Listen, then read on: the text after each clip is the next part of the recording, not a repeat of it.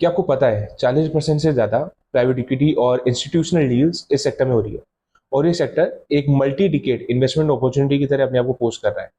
और ये सेक्टर है फार्मा एंड हेल्थ केयर। और मैं बताता हूँ क्यों। एंड पहला पॉइंट है कि इंडिया में डिजीज का नेचर चेंज हो रहा है।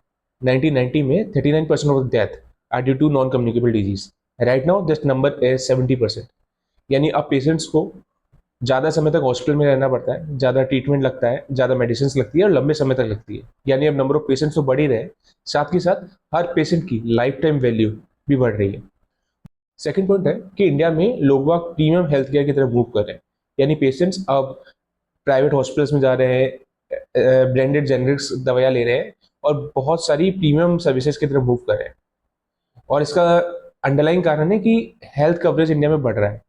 बट अगर हम देखें तो इंडिया में अभी भी हेल्थ कवरेज सिर्फ 15% ही है, जो कि वेस्टर्न कंट्रीज में 70-75% के करीब है।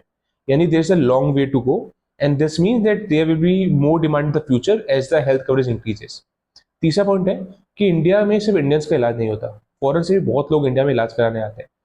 जैसे कि पिछले 6 साल में हेल्थ टूरिज्म के थ्रू जो लोग इंडिया में एंटर करें वो 250% तक इंक्रीज करा है।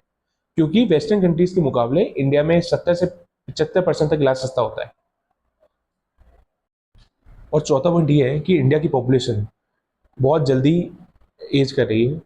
एक एस्टिमेट के अनुसार 2050 तक 20% इंडिया की पॉपुलेशन 60 साल से ऊपर की होगी, जो अपने आप में एक ऑर्गेनिक डिमांड क्रिएट करता है हेल्थ केयर सेक्टर के लिए, because they will need more hospitals, more senior living, more medicines, and more medical instruments to take care of them.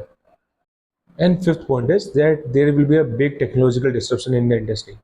तो एआई के इंट्रोडक्शन के साथ ही drug discovery, diagnostic centres and patient care बहुत ज़्यादा automate हो जाएगा, ऑप्टिमाइज हो जाएगा। They will be more cost optimisation and better outcome on the same input. This mean कि हेल्थ केयर कंपनीज का प्रोसेस फास्ट हो जाएगा, they will be faster growth, they will be able to bring new medicine, new treatment faster to the market. और उनके लिए बहुत सारी नई बिजनेस अपॉर्चुनिटी क्रिएट होगी।